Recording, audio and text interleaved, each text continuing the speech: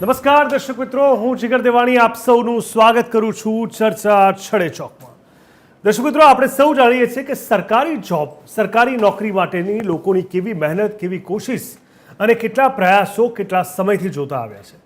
આ તમામની વચ્ચે જે રીતે કોર્પોરેશનની અંદર પણ એક સરસ મજાની પોસ્ટ સાથે તમામ શહેરના વિવિધ વિકાસ કામોમાં સહભાગી થવાની ફરજ જે અધિકારીઓની હોય છે તેને લઈને જે સમાચાર સામે આવ્યા છે જે ચોંકાવનારા છે. એમ્સની જો વાત કરીએ તો વિવિધ કારણોસર લગભગ 66 અધિકારીએ સ્વૈચ્છિક નિવૃત્તિ લીધી. મ્યુનિસિપલ માટે આ કપરો સમય કહી શકાય. અનેક કારણો સામે આવ્યા. નોકરીમાં તણાવ અને સમય સહિતના કારણોસર સ્વૈચ્છિક નિવૃત્તિ લેતા કર્મચારીઓ અને અધિકારીઓની સંખ્યા ધીરે ધીરે વધી રહી છે. રાજકોટ કોર્પોરેશનની અગર જો વાત કરીએ ત્યાં પણ આંકડો 24થી આગળ વધી ગયો છે. સુરતમાં પણ કંઈ આ પ્રકારની સ્થિતિ છે ને વડોદરા કોર્પોરેશનમાં તો લોકો કામ કરવા પણ તૈયાર નથી. એક ઉચ્ચ અધિકારીએ તો એવું કીધું કે સુરત જતી વખતે વચ્ચે વડોદરા આવે છે તો આવે જ કેમ છે, આવા પ્રશ્નો પણ તેને મૂક્યા હતા. એટલે કે સવાલ એ થાય છે કે અધિકારીઓ કઈ વસ્તુના કારણે કંટાળ્યા છે, અધિકારીઓ કઈ વસ્તુથી હેરાન થયા છે. શું તેઓ જવાબદારીથી ભાગે છે કે ભ્રષ્ટાચાર પર ઢાંક પીછોડો કરવાની કોશિશ કરી રહ્યા છે કે પછી રાજકીય પ્રેશર ક્યાંક ને ક્યાંક તેમને તેમની લાક્ષણિક શૈલીમાં કામ નથી કરવા દેતું. આવા અનેક સવાલોની વચ્ચે આજે આપણે સમજીશું કે એક સાથે અનેક અધિકારી કર્મચારી કેમ નિવૃત્તિ અને VRS લઈ પોતાની આ ખૂબસૂરત જવાબદારીથી ભાગી રહ્યા છે.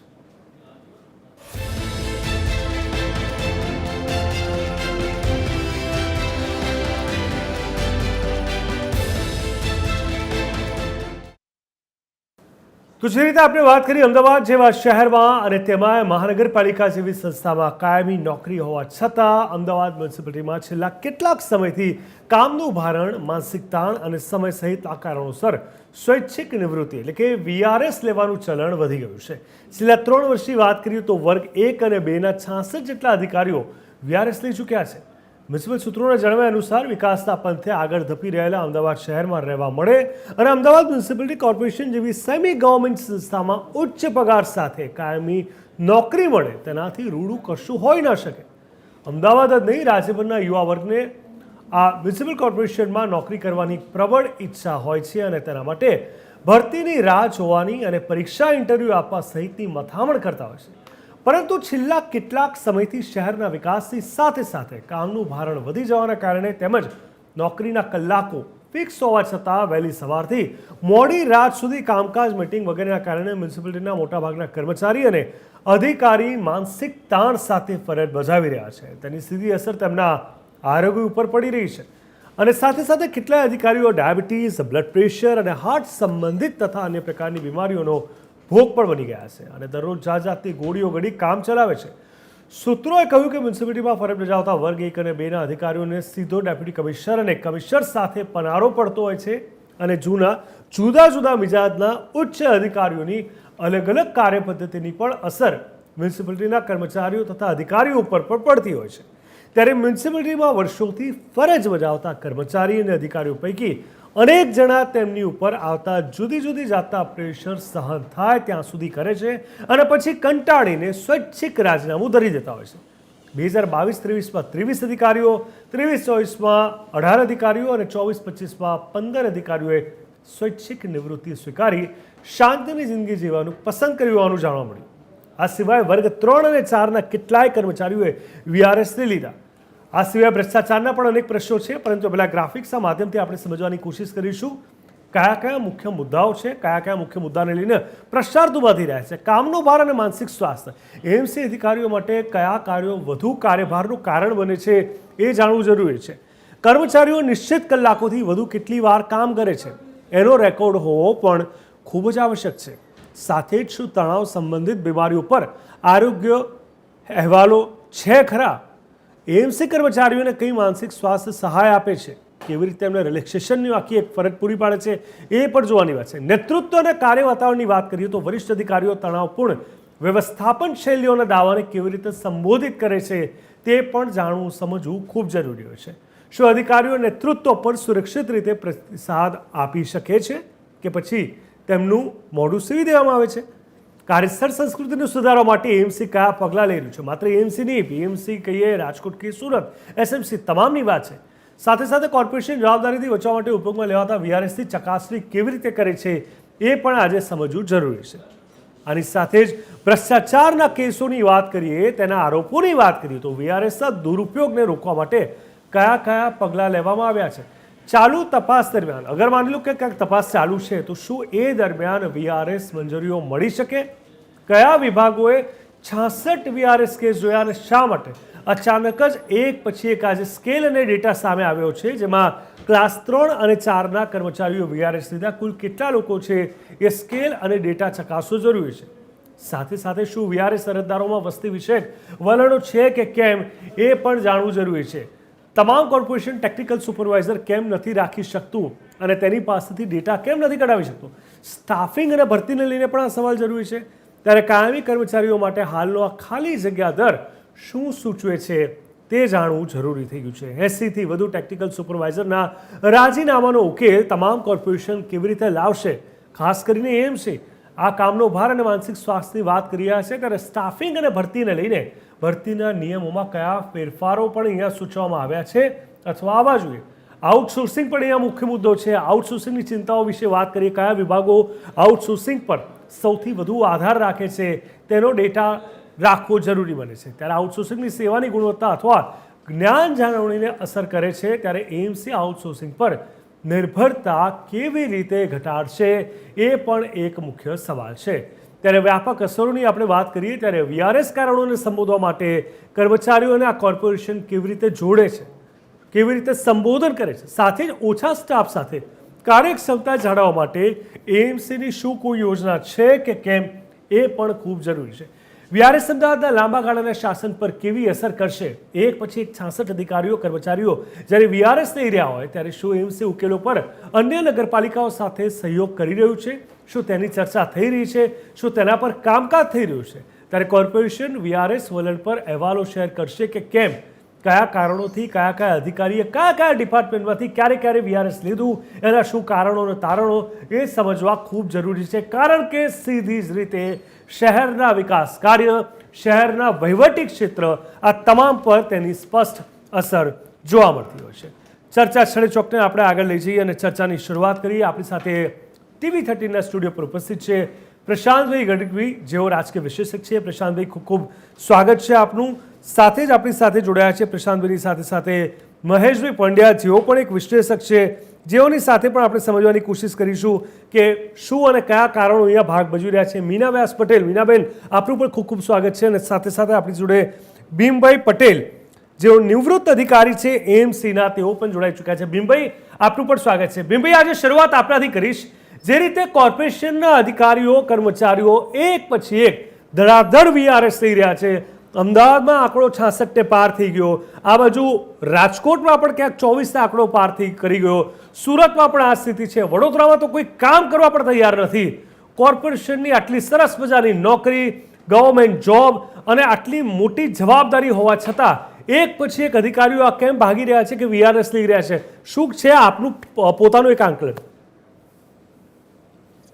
સર, મારે ધ્યાન પરથી મારા સમજવા પ્રમાણે એવું આવે છે કે એક તો અધિકારીઓને પોતાની ક્ષમતા કરતો વધારે ઓવરચાર્જ આપવામાં આવે છે. માની લો કે એક વોર્ડનો ચાર્જ, એક વોર્ડ હોય એમને રેગ્યુલર, તો એને બીજો વોર્ડ કે ત્રીજો વોર્ડ એ રીતે વધારે આપવામાં આવે, ચાર્જ આપવામાં આવે છે. પ્લસ મોટા ભાગના અધિકારીઓને સવારમાં 6 વાગ્યાથી સાંજે 6 વાગ્યા સુધી ઓવર ડ્યુટી કરવાની હોય છે. કેટલાકને નાઇટ ડ્યુટી બી કરવાની હોય છે. નાઇટ ડ્યુટી કર્યા પછી પાછો સવારમાં કદાચ કોઈક કમિશનર સાહેબ છે કે કોઈ પોલિટિકલ પાર્ટી કે એવું તેવું કોઈ રાઉન્ડ હોય તો સવારમાં વહેલા ફરીથી પાછું હાજર થઈ જવાનું હોય છે. અને ક્યારેક ક્યારેક કોઈ કામોમાં એવું હોય છે કે ભાઈ પોલિટિકલ પાર્ટી અથવા તો આરટીઆઈ એક્ટિવિસ્ટો એ અમારું ધાર્યા મુજબનું કામ થવું જોઈએ એવી પોતાની આગ્રહ રાખતા હોય છે. એના લીધે અધિકારીઓ ઉપર અલગ અલગ અરજીઓ કરતા હોય છે, અલગ અલગ ઇન્કવાયરીઓ કરવાતા હોય છે, વિજિલન્સમાં અરજીઓ કરતા હોય છે, એસીબીમાં અરજીઓ કરતા હોય છે. એ બધાથી કંટાળીને લોકો રાજીનામું વીઆરએસ લેતા હોય એવું મારું પોતાનું માનવું છે. ઠીક છે, તો કેવા પ્રકારનું કામ અને કેવા પ્રકારનું પ્રેશર ક્યાંક ને ક્યાંક વારંવાર આ પ્રેશરની વાત આવે છે, તો આપે પોતે આટલા લાંબા સમય સુધી પોતાની આ ફરજ નિભાવી છે, તો આપના કોઈ એવા અનુભવ શેર કરશો અહીંયા, જેથી ખબર પડે કે અચાનક આ શું થઈ રહ્યું છે? આ 66 અધિકારીઓનું જે લિસ્ટ આવ્યું, 24 રાજકોટમાંથી આવ્યું, શું કારણ છે? કેવા પ્રકારનું અલગ પ્રકારનું પ્રેશર આપવામાં આવતું હોય છે? સર, અમારા સમયગાળામાં આટલું બધું પ્રેશર નહોતું, પણ અત્યારે થોડું વધારે છે એવું જાણવા મળે છે. અમારામાં તો પ્રેશર હતું ને પ્રેશર હોય છે, પણ એ પ્રેશરને અમે કામ બી કરી નાખતા હતા. એટલે અમારા સમયમાં વીઆરએસ લેવા વાળા બહુ ઓછા હતા, પોતાના અંગત કારણોસર જ લેતા હતા. પણ હાલના સમયમાં થોડું ઓવરડોઝ થાય છે, લોકોને ચાર્જ વધારે સંભાળવો પડે છે, પ્લસ ઓવરવર્ક થાય છે, એના લીધે ટેન્શનમાં રહે છે, અને ટેન્શનના લીધે લોકો વીઆરએસ લેતા હોય એવું મારું ધારવું છે. ઠીક છે, ઠીક છે પ્રશાંતભાઈ, હવે ક્યાંક ને ક્યાંક આ તમામ જે કારણો સામે આવ્યા, ક્યાંક હેલ્થ ઇશ્યુઝ લઈને વાત આવી, ઇન્ચાર્જ આપી દેતા હોય, વધારે પડતા કાર્યોની એક જવાબદારી આપતા હોય, એની વચ્ચે વારંવાર એક વાત સામે એ પણ આવી છે કે ક્યાંક પોલિટિકલી ઇન્વોલ્વમેન્ટ જ્યારે હોય સત્તાધીશોનું, શાસક અધિકારીઓનું, અને એમના પર જે દબાણ લાવવામાં આવે, અમુક કામ કરાવવા અને ન કરવા દેવા, આ બંનેને લઈને જ્યારે પ્રેશર આપવામાં આવતું હોય છે, એવી પણ વાત આડકતરી રીતે સામે આવી છે. શું લાગે છે ક્યાંક વ્યવસ્થાનો ભાગ આ લોકો માટે માથાનો દુખાવો બની ગયો છે, અધિકારીઓ માટે? લોકશાહીની સૌથી વધુ મજા જ આમ તો એ છે કે દેશ ચાલે નેતાઓથી, પણ તો એક પણ પેપર પર નેતાની સહી ક્યાંય હોય નહીં, એ અધિકારી થકી જ કરાવવી પડે. એટલે અધિકારી સહી ક્યારે કરે? જ્યારે એને કોઈ નેતાનું દબાણ આપવામાં આવે, અથવા તો ઓફિશિયલી એનું જે કંઈ કામ, નોર્મલી કોઈ પણ મહાનગરપાલિકા એક સિલેક્ટ એ લિમિટેડ વિસ્તાર છે, એ લિમિટેડ વિસ્તારની અંદર તમામ પ્રકારના જે વિભાગો બનાવ્યા છે, એટલે જેનું જે કામ છે એને કરવાનું હોય છે. પણ છેલ્લા તમારી પ્રસ્તાવનામાં તમે કેટલી વાર બોલ્યા કે છેલ્લા ઘણા સમયથી, એ ઘણો સમય એટલે લગભગ 20 વર્ષ, 2005 પછી જે આખું ગ્લોરીફાઈડ આખું વાતાવરણ બનતું જાય છે. આમાં હું કોઈ પાર્ટીની દ્રષ્ટિએ કે બીજી રીતે રોકટોકની વાત નથી, પણ ઉત્સવો અને મેળાઓ જે કોંગ્રેસનો શબ્દ છે આઈડિયલી, કે ભારતીય જનતા પાર્ટી એમની સરકારમાં ઉત્સવો અને મેળાઓ વધારે કરે છે. એટલે પહેલાંની કમ્પેરમાં ક્યાંક સોશિયલ પોલિટિકલ ફંક્શનો વધી ગયા. એ ફંક્શનોના હિસાબે કોર્પોરેશનની નહીં, કોઈ પણ વિભાગને કામગીરી થોડીક એક્સ્ટ્રા કરવી પડે છે.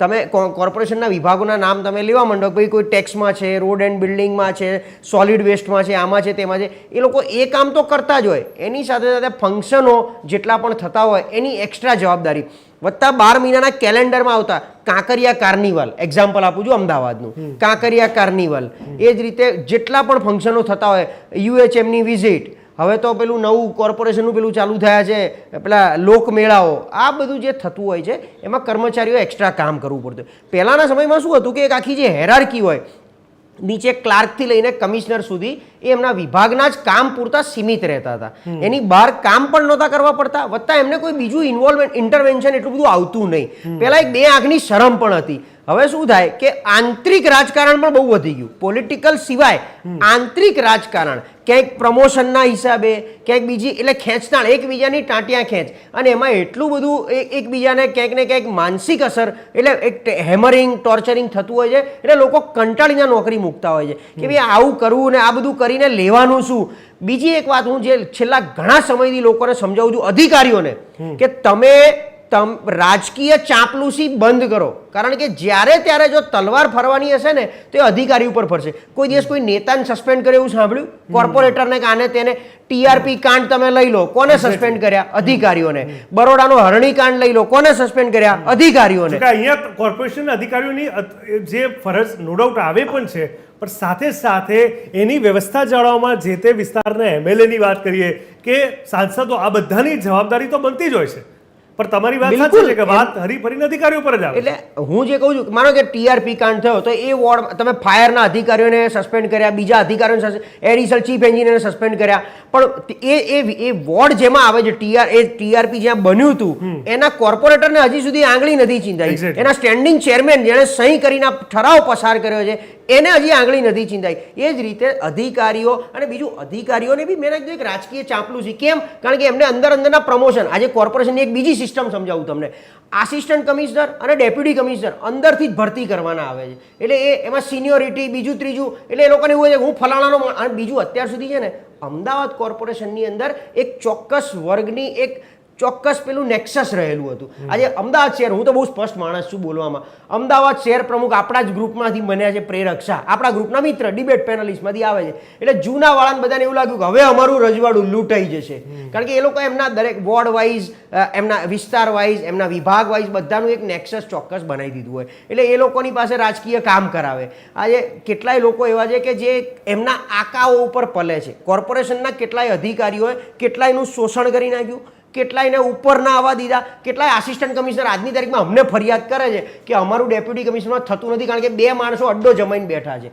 એટલે એ જે અડ્ડો જમાયેલા 5, 7, 10 અધિકારીઓ છે એ નીચેના અધિકારીઓ ઉપર બીજા પ્રકારના દબાણ, રાજનીતિ ખેલવી, ક્યાંક ઉપયોગ કરવો, હુંસાતુસી કરવી, એમાં બિચારા ઉપર નથી આવતા, છેલ્લે કંટાળીને રાજીનામું મૂકતા હોય. એ સિવાય કામનું ભારણ આ રીતે, કારણ કે અધિકારીઓ બધાને કામ કરવું જ હોય છે, કામ કરવા માટે આયા બી છે, નથી એવું નથી. હમણાં જ હું અહીંયા આવ્યો પહેલાં એક કોર્પોરેશનના અધિકારી સાથે ડાયરેક્ટ વાત કરીને આવ્યો બીજા કામ. એમણે બિચારા તરત ફોન પર મારી વાત સાંભળી, તરત એમણે કામ કરી આપ્યું. મૂળ કામ કરવું હોય છે, પણ ક્યાંક આ હુંસાતુસી, ક્યાંક એમના ઓર્ગેનોગ્રામની એકબીજાની સિનિયરિટી, જુનિયરિટી એમને ક્યાંક નડતી હોય છે. અને કામ મેં કીધું ને કે વધારે પડતું કામ એ લોકોના ઉત્સવો, મેળાઓ અને સાઈડ એક્ટિવિટી. હવે જેમ કે અત્યારે પ્રી મોન્સૂન તો વરસાદ, એનો કંટ્રોલ રૂમ ચાલુ કરવામાં આવે. ક્યાંક વરસાદ પતશે એટલે પછી અત્યારે રથયાત્રા પેરેલલ ચાલુ છે, તમે જશો કોર્પોરેશનમાં કોઈ નહીં મળે, બધા રથયાત્રામાં હશે. વાઇબ્રન્ટ તો બધા વાઇબ્રન્ટમાં, સચિવાલયથી માંડી આખું કોર્પોરેશન એમાં વ્યસ્ત હોય છે. એટલે આ જે સાઈડ એક્ટિવિટી છે એ ક્યાંક ને ક્યાંક કામનું ભારણ આપતું હોય છે. બિલકુલ બિલકુલ ચોક્કસથી મહેશભાઈ, હવે આ તમામની વચ્ચે મુદ્દાની વાત તો અહીંયા એ જ આવી ને કે વારંવાર એક સાથે અનેક લોકો જો આ VRS લેતા હોય તો પહેલી વાત તો એ કે એ જગ્યા માટે અને જવાબદારી માટે, એ કાર્ય માટેનું પ્રોત્સાહન ક્યાંક નથી મળી રહ્યું, અથવા નવા લોકોને પણ એક મેસેજ જઈ રહ્યો છે, લોકો ત્યાંથી નીકળવા નથી માંગતા, એવી પણ ઘણી જગ્યા હોય, અને અહીંયા ફટાફટ લોકો VRS લઈ રહ્યા છે. તો ક્યાંક ને ક્યાંક વહીવટી ધોરણે એક મોટી અસર નહીં જોવા મળે એની કાર્યક્ષેત્રને લઈને? પડી જ રહી છે. અત્યારે પણ એ કોર્પોરેશન લઈ લો કે ગુજરાતની સરકાર લઈ લો, કર્મચારીઓની અને અધિકારીઓની ઘટ છે. IAS IPSમાં પણ ઘટ છે, પણ એ ઘટ રાખવામાં આવે છે. એક બાજુ આ અધિકારીઓ VRS લઈ રહ્યા છે અથવા કર્મચારીઓ લઈ રહ્યા છે, અને બીજી બાજુ એવા IAS અધિકારીઓ જેણે 13 વર્ષ શાસન કર્યું. જાણે કે ગુજરાતમાં અને દેશમાં અનન્ય વ્યક્તિ હોય અથવા તો એની જોડ જ ના હોય કોઈ, કે તમારે 13 વર્ષ સુધી એક જ વ્યક્તિને એક્સટેન્શન આપ્યા કરવું પડે. અત્યારે પણ એવા જ વ્યક્તિને લાવવા પડે, અને બીજી બાજુ આ VRS લે છે. એટલે આ સમજાય એવું નથી, પણ જે પ્રશાંતભાઈએ વાત કરી એની સાથે હું સંમત છું. આઈ એમ ગુડ ગવર્નન્સની વાત કરો છો, એટલે કે મિનિમમ ગવર્નન્સ, એટલે ઓછામાં ઓછા કર્મચારીઓથી વધારે કામ કેવી રીતે લેવાય તો ખર્ચો ઘટે એવો સિદ્ધાંત અપનાવ્યો છે. પણ એમાં બધું ઊંધું થાય છે.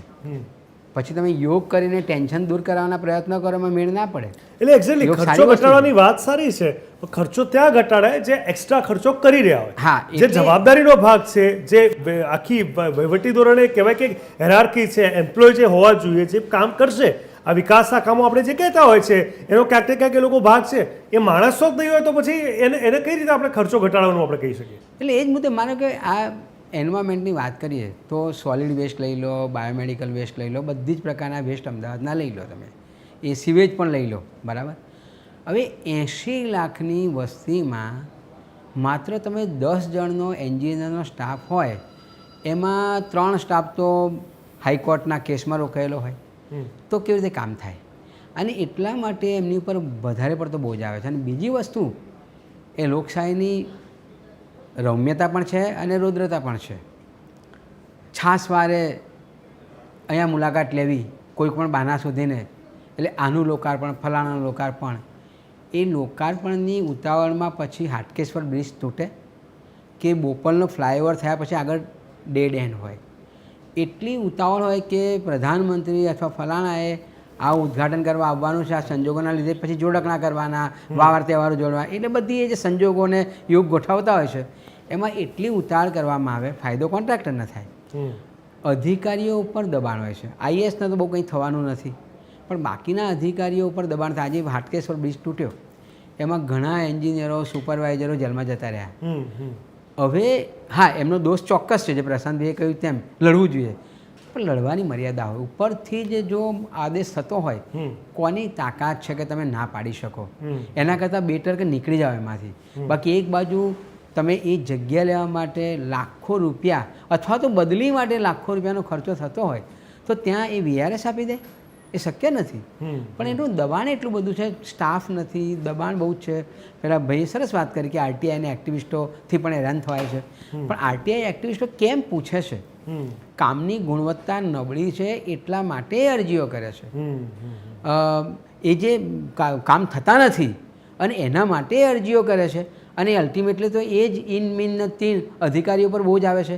એટલે એણે પછી એ ફ્લાવર શોમાં જવાનું હોય કે સાબરમતીની વિવિધ એમાંય જવાનું હોય, રથયાત્રાના પણ જવાનું હોય, બધે જવાનું હોય. અને પ્રધાનમંત્રી વારંવાર આવે, ગૃહમંત્રી વારંવાર આવે, એટલે એની સેવા શુશ્રૂષામાં જવાનું હોય. કામ ક્યારે કરો તમે? એટલે એટલો બધો બોજ પડે. અને એ હાટકેશ્વરના કેસમાં તો ઘણા લોકોના તો પેન્શનો પણ અટકી ગયા. હું એમ નહીં કે એ લોકો નિર્દોષ છે કે એમની વકીલાત કરવા નથી આવ્યો, પણ અલ્ટિમેટલી જવાબદાર કોણ હતું? મંજૂર કોણે કર્યો હતો? અથવા બોપલનો બ્રિજ બની ગયો, ડેડ એન્ડ છે, તો કોઈએ ચેક નહોતું કર્યું? હવે જો કંઈ સજા થાય તો અધિકારીઓને થાય. અને એટલા માટે આ લોકાર્પણમાં લીલી ઝંડી બતાવવાની જે ઉતાવળ હોય છે ને, તો જલ્દી કરો જલ્દી કરો જલ્દી કરો એમાં. અને કેટલાક રોડ પડી રહ્યા છે કે એના સંજોગો નથી આવ્યા, બનીને પડ્યા છે. પણ લીલી ઝંડી ક્યારે ફરકાવી, કયા દિવસે ફરકાવી, કયા સંજોગે ફરકાવી, એની પણ રાહ જોતા હોય, એમાંય તૂટી જતા હોય છે. એટલે આ બધો બોજ અલ્ટિમેટલી અધિકારીઓ પર આવે છે અને અધિકારીઓ પર દબાણ થાય છે. એનો મતલબ એવો નથી કે અધિકારીઓ મજા પણ કરતા હોય છે કે ભાઈ વહેતી ગંગામાં હાથ ધોવાના ટેવોવાળા છે અધિકારીઓ. પણ બાકીના જે સારા અધિકારીઓ છે, પ્રમાણિક અધિકારીઓ છે, એમને આ મુશ્કેલી થાય છે. કારણ કે એમને અપ્રમાણિક બનવું પડે છે અથવા કામનો બોજ વધી જાય છે અને ઘરમાં પણ કંકાસ થાય છે. આ સોશિયો લીગલ ઇસ્યુ છે, એક્ઝેક્ટલી. આખા કોઈના ઘર તૂટી પડે છે કારણ કે તમે સવારે 8 વાગે જાઓ છો, રાત્રે 11, 12, 1 વાગે પાછા નથી આવી શકતા. એટલે આખું ઘર વિખરાઈ જાય છે. આવા પણ જે જલસા કરે જલસા જ કરે છે. જે અડ્ડા, જે સામે વાત કરે ને, અડ્ડાવાળાનો જલસા છે. આ સંજોગોમાં પછી તમારા યોગ એક દિવસ કરાવો અને યોગથી શાંતિ મળે. યોગથી શાંતિ ચોક્કસ મળે છે, પણ એ પૂરતું નથી. બિલકુલ સાચી વાત છે મીનાબેન. હવે આપણે જ્યારે કોઈ એમ્પ્લોય કોઈ પણ પ્રાઇવેટ કોઈ પણ સેક્ટરની અંદર જોઈ લો, એ જ્યારે રિઝાઇન કરે તો મોટા ભાગે અગર એ એમ્પ્લોય કામનો અથવા એની જવાબદારી કામની હોય તો પહેલાં સમજવામાં આવે કે ભાઈ આને કેમ રિઝાઇન કરવું છે, શું કારણો છે અને શું આપણે એવું કરી શકીએ કે આ રિઝાઇન અટકી જાય. આ એક ટેકનિકલ પ્રોસેસ છે, તમામ ફિલ્ડમાં જોવા મળતી હોય છે. સરકારી કામ, શહેરોના કામ, વિકાસના કામ અને લોકો જેના પર આધારિત છે એવા કોર્પોરેશનમાં આટલા મોટા અધિકારીઓ, આટલા મોટા પ્રમાણમાં 66 અધિકારીઓનું જે લિસ્ટ સામે આવ્યું છે, તો શું એ ચેક નહીં થતું હોય કે અચાનક કેમ આ લોકોએ નીકળવું છે, અચાનક કેમ અમને વીઆરએસ લેવું છે? છૂટો છવાયો એકાદ કેસ હોય તો વાત અલગ છે, એકાદ જગ્યા હોય તો પણ વાત અલગ છે. વાત અમદાવાદ, વડોદરા, રાજકોટ, સુરત તમામ મોટી મહાનગરપાલિકામાં એક જ દ્રશ્યો અને એક સાથે, એટલે મોટાભાગના નજીકના સમયગાળામાં આટલા મોટા પ્રમાણમાં જ્યારે વીઆરએસ થાય તો શું એ ડેટા ચેક નહીં થતો હોય? શું કોઈની જવાબદારી સરકારમાંથી નહીં આવતી હોય કે ભાઈ કેમ? બિલકુલ. જો જીગરભાઈ, એવું છે કે જેટલા બી વીઆરએસના કેસીસ બન્યા છે કે બની રહ્યા છે, તો એમાં કારણોમાં જશો ને તો અંગત કારણો અને એના જોબ સેટિસ્ફેક્શનના અને ઉપરી અધિકારીઓ તરફથી થતા દબાણના કાર્યો, વર્કલોડ વધારે, આ બધા જ વસ્તુઓ પેરેરલ સરખા જેવા કારણો નીકળશે. કારણ કે અંગત કારણો પણ એટલા જ જવાબદાર હોય છે કે માણસને એવું થાય કે અમુક એજ પછી અમુક એફિશિયન્સી ઘટી જતી હોય, અમુક મેન્ટલ ફિઝિકલ કેપેસિટી બી ઓછી થતી જાય અને ફેમિલી સાથે રહેવાનું અને ફેમિલી સાથે સારી રીતે વધારે સમય આપવાનું, આવું એવું એનું પ્લાનિંગમાં હોય પણ ખરું. એટલે અડધા એ પણ કારણો આમાં જવાબદાર હોય. બીજા એ પણ કારણો હોય, સ્વાસ્થ્યનું પણ હોય કે જે સ્વાસ્થ્યમાં જે રીતે આપણે વાત થઈ હમણાં અગાઉ, એ મુજબ પણ એવું થયું હોય કે અનએક્સપેક્ટેડ ટાઈમ સ્પેન્ડ કરવો પડતો હોય, વહેલા જવાનું, પછી આવવાનું, આ છે તે છે. એ પણ કારણ એટલો જ જવાબદાર બનતો હોય કે એ કરતાં એ કામ ન કરી શકતો હોય, એ સતત કામના ભારણમાં સતત રહેતો હોય. એ વ્યક્તિને અમુક એજે જ્યારે એને એવું લાગે કે હવે હું વીઆરએસ લઈને શાંતિથી મારું સ્વાસ્થ્ય ધ્યાન રાખી શકું છું, તો મારે આ ઓપ્શન પહેલાં ચૂઝ કરવો જોઈએ. બીજી વસ્તુ એ છે, કામના ભારણની વાત છે, એ વાત બી સાચી છે કે ઉપરથી જે કંઈ પ્રેશર આવતું હોય એની સાથેના અધિકારીઓની હું ખાસ વાત કરી રહી છું કે અધિકારીઓને કેવું હોય છે, ક્યારેક ઉપરથી એટલું પ્રેશર આવે, કરવું છે પણ થઈ નથી શકતું, અને કરવું જ પડે છે, સાચું ખોટું જે પણ હોય એ બધી વસ્તુઓનું ના પણ એક જાતનું એક કહેવાય છે કે આપણું સોલ છે ને એ મના કરતું હોય, ના પાડતું હોય કે ભાઈ મને આ વસ્તુ વારંવાર નહીં કરી શકાય, વારંવાર મારાથી ખોટું નહીં થઈ શકે, વારંવાર અહીંયા સહી કરવી જ પડે છે. તો આ બધા કારણો પણ ઇફેક્ટ કરતા હોય છે. અને હવે વાત એના આખા જ્યારે એ લોકો VRS એટલા પ્રમાણમાં લઈ રહ્યા હોય ત્યારે એક પ્રોજેક્ટ હોય, એ પ્રોજેક્ટમાં જે અધિકારી કામ કરી રહ્યો છે, એ કાર્ય કરી રહ્યો છે, એની એક ચોક્કસ પેટર્ન હોય, એની રીતે સેટઅપ કરીને એ બેઠો હોય. હવે અચાનક એ આ રીતે જતો રહે છે ત્યારે એ આખું જે તંત્ર જે છે એને રિલેટેડ જેટલું બી કામ છે, જે જવાબદારીઓ છે એ આખી વિખરાઈ જાય છે, એનો બેકઅપ પ્લાન કોઈ હોતો નથી.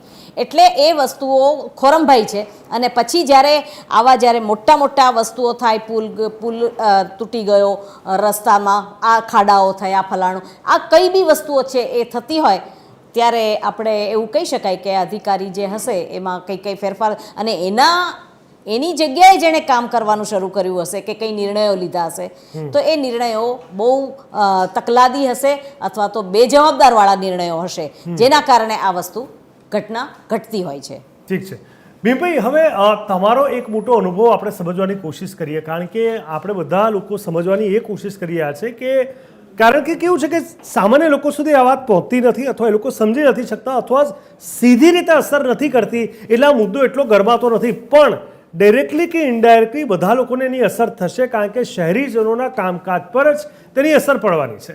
તો મારે એ સમજવું છે કે જ્યારે ડિસ્ટર્બન્સની વાત આવે, ચલો વર્કલોડ સમજાઈ ગયું, અંગત કારણ સમજાઈ ગયું, સ્વાસ્થ્યની વાત સમજાઈ ગઈ, પણ જ્યારે પોલિટિકલ પ્રેશરની વાત આવે, અથવા સિનિયર અધિકારીઓના ઇન્વોલ્વમેન્ટની વાત આવે, અથવા બીજા ઘણા બધા કામોને લઈને જે તે અધિકારીઓ તૈયાર ન હોય અને પછી એને લઈને કામ આવે, આવી કોઈ પેચીદો મુદ્દો આપ કોઈ અનુભવ સાથેનો વ્યક્ત કરવા માંગશો અમારી સાથે, અથવા તમને લાગે છે કે આ કોઈ કારણ અહીંયા ભાગ ભજવી રહ્યા હોય? હા સર, એમાં એવું છે, રિઝાઇનના કારણમાં તો સાહેબ ફેમિલીનું રીઝન અથવા તો બીમારીનું રીઝન જ લઈ શકશે. કોઈ પોલિટિકલ પ્રેશર કર્યું, અધિકારીએ મને હેરાન કર્યો કે એવું તો કોઈ પોતાને રિઝાઇનમાં લખી ના શકે.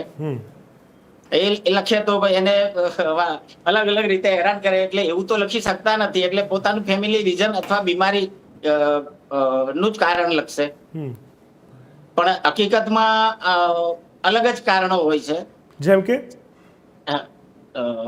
જેમ કે કોઈ અધિકારીઓ ટોર્ચરિંગ કરતા હોય છે, ઘણી વાર પોલિટિકલ વાળા કરતા હોય, આરટીઆઈ એક્ટિવિસ્ટો એમ કહેતા હોય કે ભાઈ જા મારું ધારેલું કામ, આ કામ હું કહું છું કેમ નહીં કરે, પેલું કામ તે કર્યું ખોટું, એકાદ તો પેલું આ કામ કેમ ના કરે. આવા બધા અલગ અલગ રીઝનો હોઈ શકે. તમે ટોર્ચરની વાત કરી, કેવા પ્રકારના ટોર્ચરો છે? સમય મર્યાદાને લઈને ટોર્ચર હોય છે કે આટલા સમયમાં કામ થવું જોઈએ? ફાઇનાન્શિયલ મેનેજમેન્ટને લઈને ટોર્ચર હોય છે? બીજું શું હોય છે ટોર્ચરમાં, એ સમજવું છે મારે. ટોર્ચરિંગમાં એવું છે કે આ કામ કેમ નહીં થતું, ઘણી વખત એવું પ્રેશર હોય છે કે ભાઈ આ કામ કેમ નહીં થાય, હું કહું છું એટલે થઈ જવું જોઈએ. એ સાચું ખોટું એ મારે કાયદો અમારે નહીં જોવો. એટલે અધિકારી છે ને એને પોતાની મર્યાદા છે, એ કાયદાની બહાર જઈને કરે તો એ પોતે ફસાય. હવે તો બરોબર. જી જી. એટલે એ કારણોસર વારંવાર એક બે વખત હોય તો કરી દે, પછી વારંવાર કરે એટલે પછી કે ના, એના કરતો ના કરવું સારું, આપણે કંઈક બીજે પ્રાઇવેટ કામકાજ કરીને આપણે જિંદગી પૂરી કરી લઈશું, અથવા તો આની અંદરથી આપણને જે કંઈ પેન્શન મળશે એમાંથી આપણે જિંદગી ચલાવી લઈશું, એવું ધારી અને VRS લેતા હોય છે. પ્રશાંતભાઈ, જે રીતે ભીમભાઈએ વાત કરી એ સ્પષ્ટ વાત તમને કરી કે કેવા પ્રકારના ટોર્ચરનું જ્યારે મેં પૂછ્યું તો એમને સ્પષ્ટ તમે બી સાંભળ્યું કે એક અલગ જ પ્રકારનું દબાણ જ્યારે આવી જતું હોય છે, અને એ દબાણમાં એ લોકોને ખબર છે કે બીજો કોઈ રસ્તો નથી, અને કદાચ ભરાય તો, જે રીતે તમે સરસ વાત કરી શરૂઆતમાં કે ક્યાંય નેતાઓની સહી નથી હોતી, એટલે ભરાય તો એ પોતે જ અધિકારી ભરાવાનો હોય છે. તો આ પ્રેશર કેટલું તમને ખતરનાક લાગે છે આપણી સિસ્ટમ માટે? માણસ બધી બાજુ કદાચ કંઈક સહન કરી લે, થોડું કામ પણ વધારે સહન કરે, પણ સોમાન એક એવી વસ્તુ છે, આજે કોઈ ખુરશી પર બેઠા હોય, જે ભાઈ વાત કરી રહ્યા છે, આરટીઆઈ એક્ટિવિસ્ટ, કોર્પોરેટરો, ક્યાંક વોર્ડ પ્રમુખ, એ પછી જે તે પક્ષના હોય, એ આવીને બહુ ઊંચા અવાજે બોલી જવું, જાહેરમાં ખખડાઈ જવું, આ બધા કામ પણ અમે તો ત્યાં રોજબરોજના પેલામાં જોયા છે. હવે હું તમને કહું કે નોર્મલી ખ્યાલ છે અત્યારે બધી જગ્યાએ કોર્પોરેશનમાં ભાજપનું શાસન છે અને દરેક જગ્યાએ ભાજપે એમના જે કંઈ એમના પદાધિકારીઓ તો હોય જ, એની સાથે એક પ્રભારી પણ મૂક્યા છે. એટલે પ્રભારીને પૂછ્યા વગર કોર્પોરેશનનું પાંદડું પણ હલે નહીં. અમદાવાદમાં ધર્મેન્દ્રભાઈ શાહ હતા આની પહેલા, એમની પાસેથી અચાનક લઈ લીધું અને એ પદ અત્યારે રજનીભાઈ પટેલને આપ્યું. હવે રજનીભાઈ આવે ક્યાંથી? મહેસાણા બેચરાજીથી આવે. અમદાવાદના જ પ્રભારી કઈ રીતે? તો ભાજપે નહીં, આખા કોર્પોરેશને સહન કરવાનું કે રજનીભાઈ પ્રભારી મૂક્યા. એટલે એમના પૂછ્યા વગર આ તો પહેલા તો એવું હતું, પ્રભારી ઓફિશિયલ મિટિંગમાં અંદર બેસતા હતા, કોર્પોરેશનમાં રિવ્યુમાં બેસે અંદર, કમિશનરનો રિવ્યુ પ્રભારી લે અને આનું શું થયું, આ કામનું શું થયું. બીજું તમે આની આખી સિસ્ટમને સમજો. ભાજપ છે ને બહુ વ્હાઇટ, કોંગ્રેસ કાળો ભ્રષ્ટાચાર કરતી હતી, ભાજપ વ્હાઇટ ભ્રષ્ટાચાર કરે. આમાં કોઈ આ બધા એવા જ હોય, બરાબર. એટલે વ્હાઇટ ભ્રષ્ટાચાર એટલે કોન્ટ્રાક્ટરો પાસેથી ઓફિશિયલ, મને સુરતમાં કોકે કીધું કે સુરત કોર્પોરેશનમાં પરેશભાઈ પટેલ સ્ટેન્ડિંગ ચેરમેન ચોખ્ખું એવું કે ભાઈ તમને નામ મળી જશે, એ નામનો તમારે ચેક લખવાનો છે. એટલે કોન્ટ્રાક્ટરો પાસેથી ઓફિશિયલ રૂપિયા. એટલે એના માટે આખી સિસ્ટમ ગોઠવવી પડે ઉપરથી નીચે સુધીની. એક બાજુ commissioner, deputy commissioner, assistant commissioner, additional engineers, એની નીચેની આખી હેરાર્કી છે ક્લાર્ક સુધી. એ જ રીતે અહીંયા જે મેયર, ડેપ્યુટી મેયર, એ બંનેને ઉપરથી સૂચના આપવામાં આવે બધી રીતે, બંને. એટલે એ રીતે ભાજપે આખું ગોઠવેલું. આમાં હજી પ્લાન્ટ ઓર્ગેનાઇઝ કરપ્શન, એકદમ કરપ્શન એ રીતે, બરાબર. બીજું, હવે હું તમને ઉદાહરણ આપું. હું અહીંયા આવવાનો તો પહેલા બધાને ખબર પડી કે તમે કોર્પોરેશનનું બોલવા જાઓ છો. કોર્પોરેશનના લગભગ 25 અધિકારીઓ મારા સતત અત્યારે લાઈવ સંપર્કમાં છે. સાહેબ આ તો બોલજો જ તે, સાહેબ આ તો બોલજો જ તે.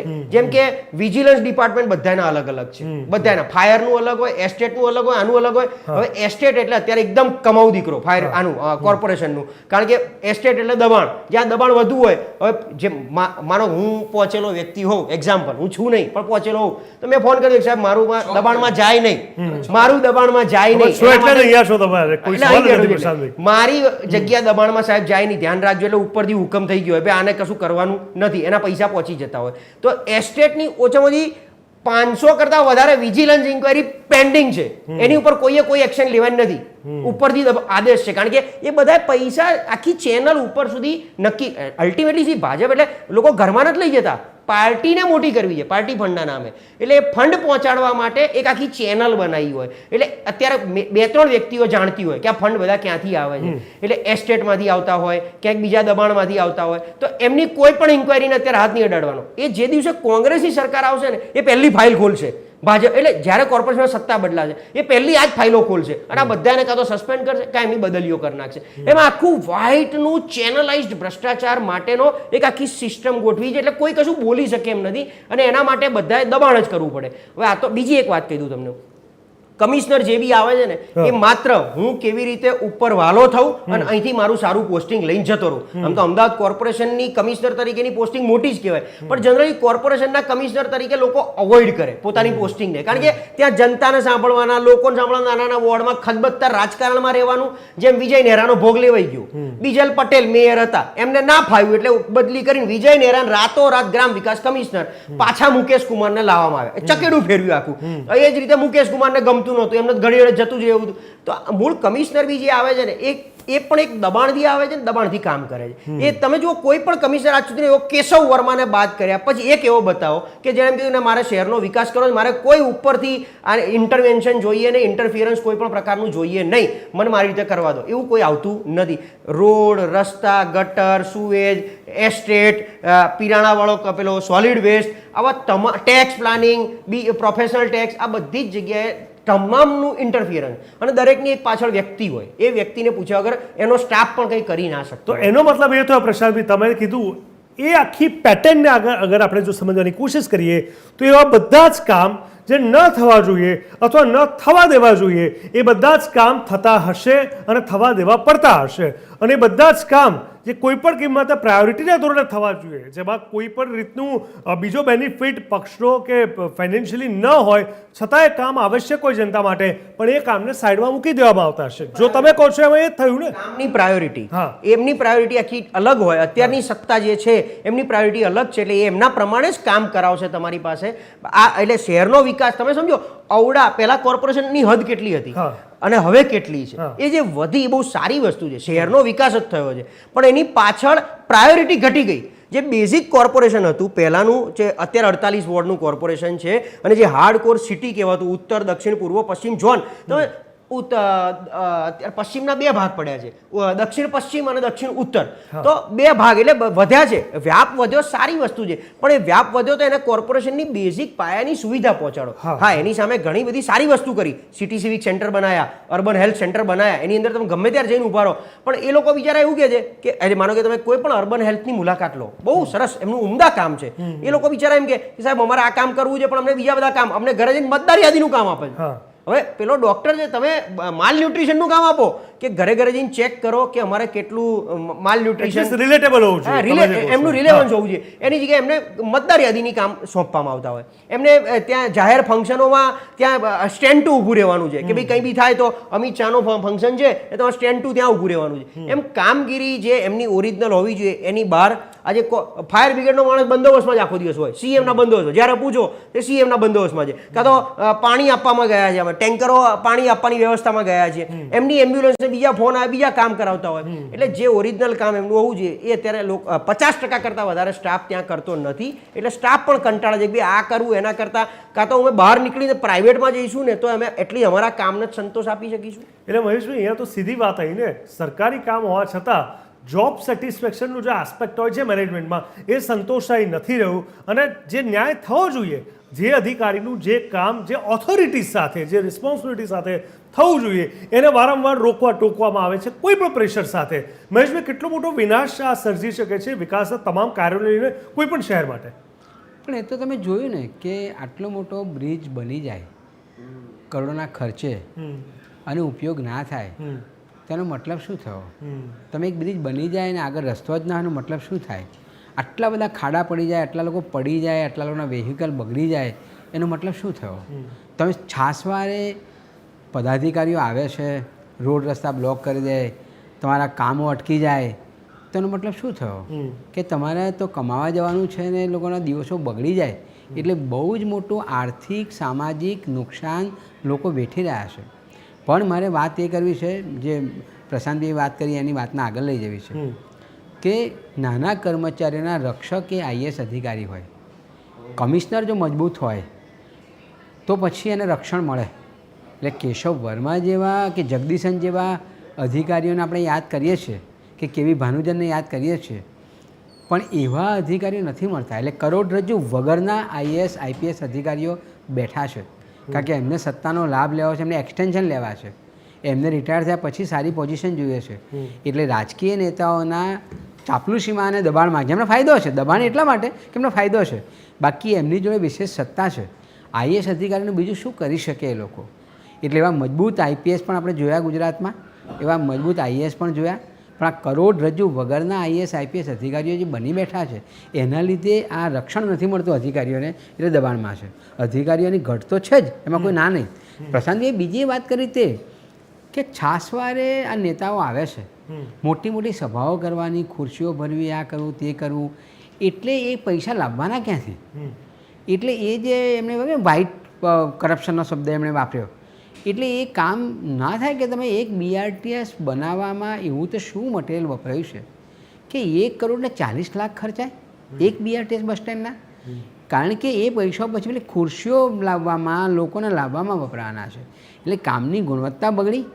કામની ગુણવત્તા બગડી એટલે હું આરટીઆઈ એક્ટિવિસ્ટ હોઉં તો હું અરજી કરવાનો, તો એનો લોડ પણ પેલા અધિકારી પર પડવાનો. અને ઘણા અધિકારી એવા પણ હશે ને કે જે ચાહતા નહીં હોય, નથી ખબર ચાહતા. છે કે જે વસ્તુ 20 લાખમાં પતે છે ને 1.5 કરોડ આપણે બતાવવાના આવે છે, જેને સહન નહીં થતું હોય, જે સમજી કારણ કે જે એથિક્સ સાથે ચાલ્યા છે, જે પોતાની મોરલ રિસ્પોન્સિબિલિટીને હંમેશા વળગી રહ્યા છે, એ ક્યારે સહન નહીં કરી પણ શકે. એમની મજબૂરી છે ને, એમની મજબૂરી છે, ગુંગળામણ છે.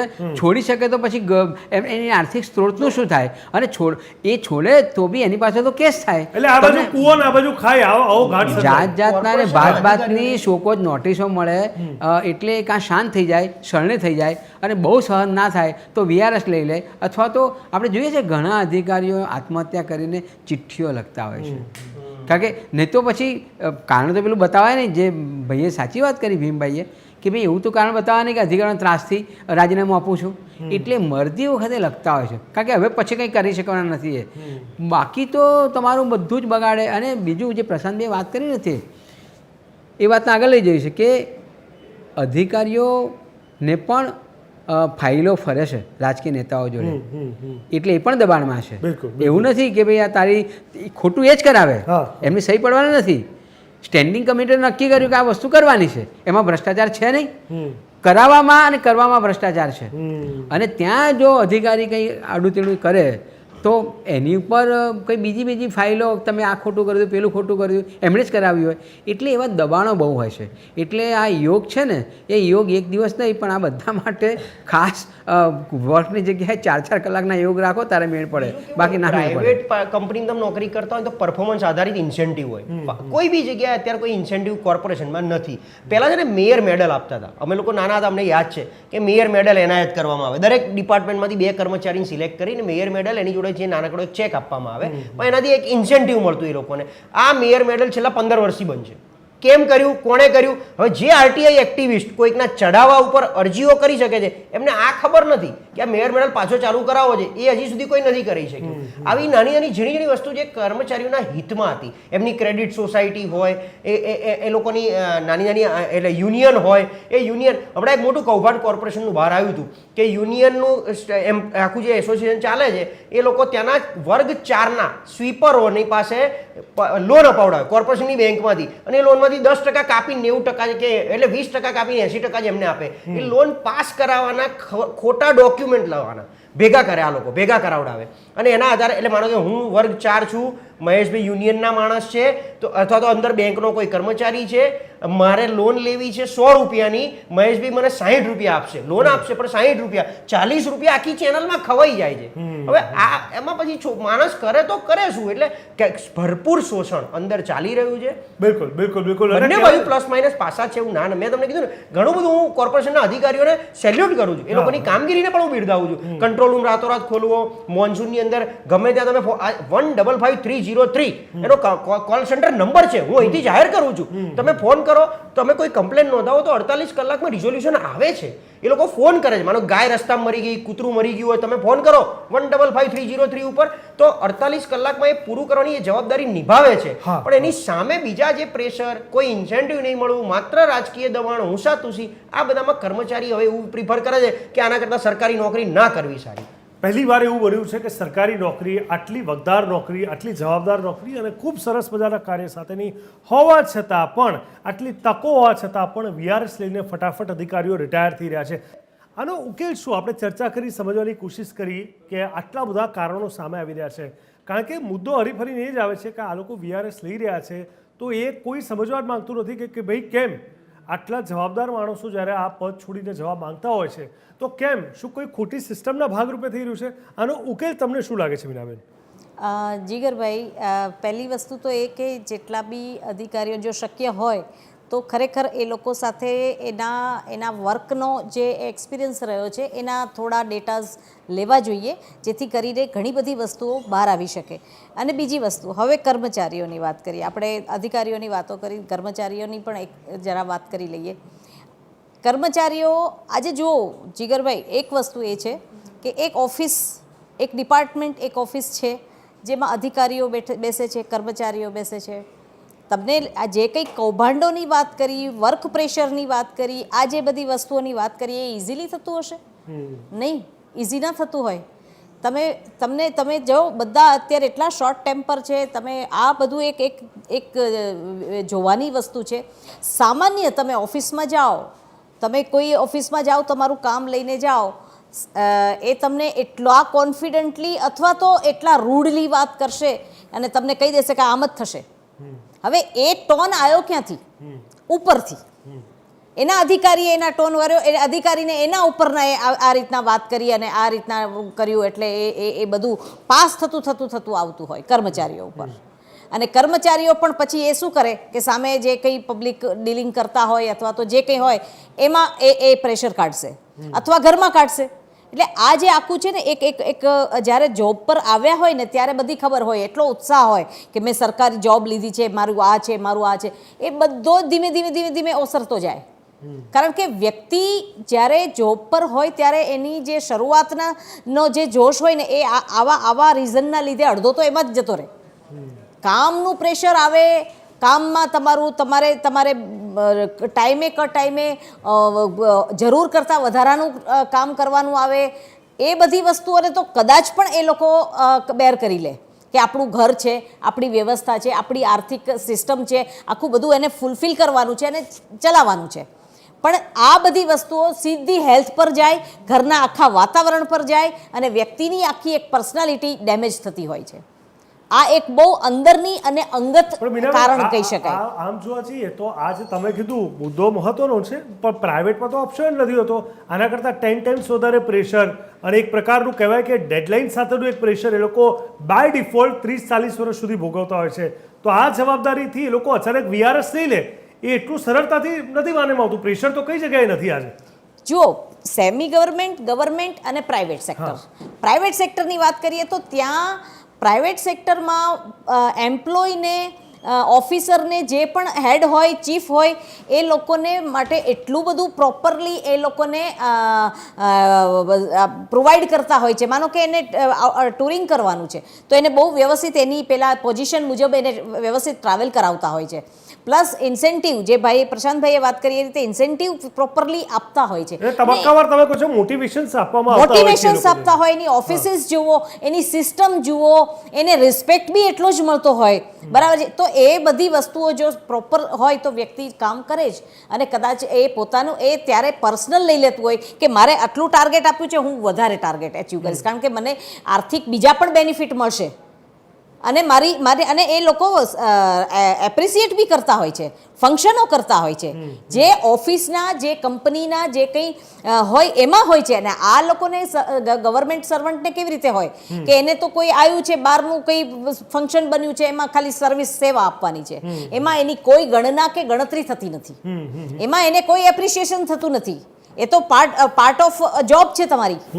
એટલે વ્યક્તિનો મોરલ અડધું ત્યાં જ જતું રહે કે જો મને એપ્રિસિએશન નથી મળતું તો મારે આ મજૂરી જ છે એક જાતની. અને એની સામે જો મને વીઆરએસ લઈ અને ફેમિલી સાથે ટાઈમ સ્પેન્ડ કરવાનો મળે છે, સ્વાસ્થ્ય મારું હું જોઈ શકું છું, બાળકોને જોઈ શકું છું, અને પ્લસ એ વીઆરએસના જે કંઈ ફંડ આવે છે એના ઉપરથી હું કંઈક બીજું વસ્તુ પણ ક્રિએટિવ કરી શકું છું ફેમિલી માટે, કે કંઈ બીજું આર્થિક ઉપાર્જન કરી શકું છું, તો હું એ કેમ ન કરું? કારણ કે આ એક સ્ટ્રેસ જોબ, એટલે ગવર્મેન્ટ જોબ એટલે સ્ટ્રેસવાળી થઈ ગઈ અને આ સ્ટ્રેસને એ લોકો નથી હેન્ડલ કરી શકતા. ઠીક છે ભીમભાઈ, હવે તમારા મત મુજબ આનો શું ઉકેલ હોઈ શકે? કારણ કે તમે તો આમાં કામ કરેલું છે. ઘણીવાર એવું થયું હશે કે સરકારની કોઈક ગાઈડલાઇન, સરકારની કોઈક વિચારધારા અને તંત્રના અધિકારીઓ કંઈક અલગ રીતે જોતા હશે. ઘણા બધા મોટા એક્ઝામ્પલ્સ આપણી સામે છે. તો એવા સમયે કેવી રીતે નિર્ણય લેવામાં આવતો હોય છે અને આનો ઉકેલ હવે ફાઇનલી જોવા જઈએ તો આપના મત મુજબ શું હોઈ શકે? સર, મારી ધારણા મુજબ તો એ એવું હોઈ શકે કે માની લો કે પ્રાઇવેટ કંપની છે, પ્રાઇવેટ કંપની કોઈ કામ સોંપી દીધું, એ કામનો એમને ટાઈમ બી આપી દીધો, ભાઈ એક દિવસમાં કામ જોઈશે. તો પેલા ભાઈ જે બી કર્મચારી, અધિકારી છે એ પોતાની તમામ આવડત લગાવીને એક દિવસમાં પૂરું કરવાની કોશિશ કરશે. જ્યારે ગવર્મેન્ટમાં એવું હોય છે કે એક કામ એને સોંપી દીધું, ભાઈ આ કામ મારે બે દાડામાં જોઈએ કે એક દાડામાં જોઈએ, એને વચ્ચે પાછા 10 કામો બીજા આવી જાય. એટલે માણસ જે અધિકારી, કર્મચારી જે બી માઇન્ડસેટ લઈને બેઠો હોય છે એ આખું એનું માઇન્ડસેટ ડિસ્ટર્બ થઈ જાય છે. એટલે ફરીથી પાછું એને ફરીથી કામ લઈને બેસે એટલે ફરીથી પાછું માઇન્ડસેટ કરી અને નવેસરથી એ કરવાનું, ફરીથી એ માઇન્ડસેટ કરવા બેસે છે. એટલે એવા સંજોગોમાં ગવર્મેન્ટના કામોમાં અધિકારીને થોડું ટેન્શન રહે છે. એટલે માની લો કે કામ પ્લસ મોટા ભાગની મિટિંગો બી વધારે પડતી હોય છે અને હમણાં એમને કીધું એવી રીતે ફંક્શનો બી વધારે પડતા હોય છે. દરેક ફંક્શનો એટેન્ડ કરવાના. પછી પોતાની માની લો કે ટેકનિકલ સ્ટાફ છે એમની પાસે નોન ટેકનિકલ કામ લેવાનું. આવા તેવા બધા માની લો કે એસ્ટેટને દબાણમાં છે, એન્જિનિયર થયેલો માણસ છે તો લારી પકડીને દબાણની ગાડીમાં ચડાવતો હોય ને કોઈ એનું ફેમિલી જોઈ જાય તો એને થોડી શરમ બી આવતી હોય. એટલે આ ટેકનિકલ માણસને ટેકનિકલ નું કામ કરાવે, ભલે એની પાસે એની આવડત પ્રમાણે લો ને આવડત પ્રમાણે લો, એ આવડત પ્રમાણે કરવા માટે બંધાયેલો છે ને તમને ચોક્કસ કરીને આપી દે. ઠીક છે. અને જે સિનિયર અધિકારીઓ છે, સિનિયર અધિકારીઓ બધા વીઆરએસ મૂકી દીધા છે, એમનો થોડો એક્સપિરિયન્સ બી હાલના નવા સ્ટાફને આપવાનો થાય છે. અચ્છા, છેલ્લો જવાબ મને લાગે છે કે વીણાભાઈ તમારે મને એમ કે તમે વધારે ખુલીને બોલશો પણ થોડા વધારે ડિપ્લોમેટિક તમે વાત કરીએ. આવું છું તમારી પાસે. હવે અહીંયા પ્રશાંતભાઈ, એક ખેલાડી, એક ક્રિકેટર પણ જ્યારે ઇન્જર્ડ થયો કે કોઈ રીઝનથી એ ના હોય, માન લો ખબર છે કે આજની મેચમાં એક્સ પ્લેયર નથી, રાહુલ દ્રવિડ નથી રમવાનો, એની જગ્યાએ યુવરાજ સિંહ મૂકવાનો આજથી 20 વર્ષ પહેલાં આપણે જોતા હતા, એ પણ એક સમાચાર બની ગયા હતા. ખબર છે કે એક લક્ઝુરિયસ એક સ્પોર્ટ્સ છે, આટલી બધી વ્યવસ્થાઓ છે, ઓપ્શન્સ અને સબસ્ટિટ્યુટમાં નંબર ઓફ પ્લેયર છે, છતાં પણ એક વ્યક્તિ હલે છે અને એક મોટા ન્યૂઝ બની જાય છે. તો આટલા મોટા સરકારી અધિકારીઓ, 66નો આંકડો, કોઈક જગ્યાએ 24 તો કોઈક જગ્યાએ 15નો, વડોદરામાં કોઈ આગળ વધવા તૈયાર નથી, તો શું સરકાર આ બધું નોટિસમાં નહીં લેતી હોય? શું આ બધાનો હિસાબ કિતાબ નહીં થતો હોય? શું એના કારણો પર કામ કરવામાં નહીં આવતું હોય? રામ ભરોસે બધું જ રિપોર્ટ એક એક વસ્તુનો ઉપર સુધી પહોંચે છે. અર્બન ડેવલપમેન્ટ ડિપાર્ટમેન્ટને પણ ખ્યાલ છે, એમને મહાનગરપાલિકા, નગરપાલિકા ચલાવવાની છે, પણ જ્યાં સુધી ઉપરથી કોઈ આદેશ ના થાય ત્યાં સુધી અમે આમાં કંઈ ના, ઉપરથી પૂછ્યા વગર હું તો સ્પષ્ટ કહું છું કે આ બાજુ કોન્સ્ટેબલની બી બદલી નથી કરી શકતા અત્યારની પરિસ્થિતિમાં, એમ અહીંયા પણ બધે એવું છે. એટલે બધી જ ખબર છે. એક તો ભરતી ના થવા દેવી, સૌથી ઇમ્પોર્ટન્ટ ડ્રોબેક કોર્પોરેશનનો ગણો કે ભરતી જ ના થવા દેવી. જો કે હવે ઘણી બધી જગ્યાએ ભરતી ચાલુ કરી છે, પણ ભરતી ના થાય એટલે તમારું આખું ઓર્ગેનોગ્રામ સાયન્ટિફિકલી મેથડથી પૂરો ના થયો હોય ત્યાં સુધી તમે કામ કેવી રીતે લેશો, કોની પાસેથી? એટલે 4 વ્યક્તિનું કામ એક વ્યક્તિ કરે છે. એટલે આ જે છે ભરતી નથી થતી, એક મુખ્ય કારણ. બીજું મેં જે કીધું ને કે આ લોકોને પ્રમોશન, જે પ્રાઇવેટની વાત ચાલે છે, પ્રાઇવેટમાં પટ્ટાવાળામાં કેલિબર હોય તો એ પટ્ટાવાળો એ જ કંપનીમાં CEO થઈ શકે, જ્યારે આમને સિનિયરિટી પ્રમાણે પ્રમોશન લેવાના છે. એ પ્રમોશન માટે અટકાવવા માટે કેટલી વિજિલન્સ ઇન્ક્વાયરીથી માંડી બધું બેસાડી દીધું હોય, એટલે પેલો માણસ ગમે એવો કેલિબરવાળો હોય એને એની તક જ નથી મળવાની, એને સારું કામ કરવાની તક નથી મળવાની. એટલે તક આપવી બહુ જરૂરી છે. બીજું આખો ઓર્ગેનોગ્રામ જો પૂરો થયો હશે ને પિરામિડ, તો ક્યાંક ને ક્યાંક આપણને પણ દેખાશે જનતા તરીકે કે કોર્પોરેશનમાં કામગીરી ચાલી રહી છે, સારી રીતે થાય છે. મેં શું કીધું, મને હંમેશા સારા જ અનુભવ થાય છે. મને કોર્પોરેશનમાં ક્યારેય કોઈ ખરાબ અનુભવ થયો નથી. અને જ્યાં ખરાબ થયો છે 1-2 વસ્તુમાં, મારો ખરાબ એટલે એ વ્યક્તિની પોતાની મજબૂરી કે પોલિટિકલ પ્રેશર એવું હોય. અત્યારે તમે શું, હું તમારી સામે 5 ફોન કરું કોર્પોરેશનના અધિકારીઓને, 5 આસિસ્ટન્ટ કમિશનરોને, જેવા તેવાને નહીં, 5એ મારો ફોન નહીં ઉપાડે, એક અનનોન નંબર નહીં ઉપાડવાના. બીજું પોલિટિકલ પ્રેશર એટલું બધું હોય એ લોકો ઉપર કે બીજી કોઈ વાતચીત કરવાની નહીં. અચ્છા, ફોન પર વાત કરતા બીવું, એક તો આ તંત્ર મને ખબર નથી પડતી. રાજીવ ગાંધી વખતે એ લોકો કાં તો તમને વોટ્સએપ કોલ, કાં તો કહેશે રૂબરૂમાં વાત કરો તમે. અને બીજું દરેકની મિલી ભગત ક્યાંક ને ક્યાંક. એટલે ફોન ઉપર વાત નહીં કરવી, ફોન ઉપર વાત કરવા માટે બીવે, કારણ કે એક તો રેકોર્ડિંગ થાય, લોકો વાયરલ કરતા હોય, વત્તા ફોન પર વાત કરે કે એમને રેકોર્ડિંગની બીક લાગતી હોય કે ભાઈ અમારી ઉપર ઇન્ક્વાયરી બેસી જશે, આમ થઈ જશે, તેમ. એટલે આ ફ્રી હેન્ડ નથી મળતો એ લોકોને. કેમ બીકના મારે કામ કરવું પડે? જે અચ્છા KRA, કી રિસ્પોન્સિબિલિટી એરિયા, એ જે ડિફાઇન કર્યો છે, તમારે એન્જિનિયર તરીકે જે કામ કરવાનું એ જ કામ તમે કરો, વધારાનું કોઈ કામ એમને ન આપવામાં આવે. આ બધી જવાબદારી જો ક્યાંક થાય તો મને લાગે છે અમે ભાઈ એફિશિયન્સી વધારવાના ઘણા દરવાજા ખુલ્લા છે. બિલકુલ બિલકુલ. સમયનો અભાવ છે. પ્રશાંતભાઈ, મીનાબેન, મહેશભાઈ અને ભીમભાઈ, આપ સૌનો ખૂબ ખૂબ ધન્યવાદ. દર્શક મિત્રો, ભૂતકાળમાં આપણે જોઈ ચૂક્યા છે કોવિડના ટાઈમમાં કોર્પોરેશનના અધિકારીઓએ ઘરે ઘરે જઈને જે દવા આપીને લોકોને ટ્રીટ કર્યા હતા, વ્યવસ્થાઓ ઊભી કરી હતી. અત્યારે પણ તમે કોઈ પણ વ્યવસ્થા જોઈ લો, કોર્પોરેશન ખૂબ મહેનત કરી રહ્યું છે, અધિકારીઓ પણ પોતે લાગેલા છે, પરંતુ જે કારણો સામે આવી રહ્યા છે અને ક્યાંક ને ક્યાંક સિનિયર અધિકારીઓ અથવા પોલિટિકલ વર્ક ધરાવતા લોકોનું ક્યાંક ઇન્વોલ્વમેન્ટ આ અધિકારીઓ માટે માથાનો દુખાવો છે. અને જે રીતે VRS લેનાર અધિકારીઓના આંકડા જે રીતે વધી રહ્યા છે એ દર્શાવે છે કે ક્યાંક ને ક્યાંક દાળમાં કંઈક કાળું છે. જો એના પર કામ ન કરવામાં આવ્યું તો ચોક્કસથી તમામ શહેરના વિકાસ અને વહીવટી ક્ષેત્રના તમામ કાર્યો પર એની અસર જોવા મળશે. ચર્ચા છડી ચોખ્ખા બસ આટલું જ. દેશ દુનિયા ગુજરાત રાજ્યની પળપળની વિગત અને સમાચાર માટે આપ જોતા રહો TV13 ગુજરાતી, હકથી ગુજરાતી. નમસ્કાર.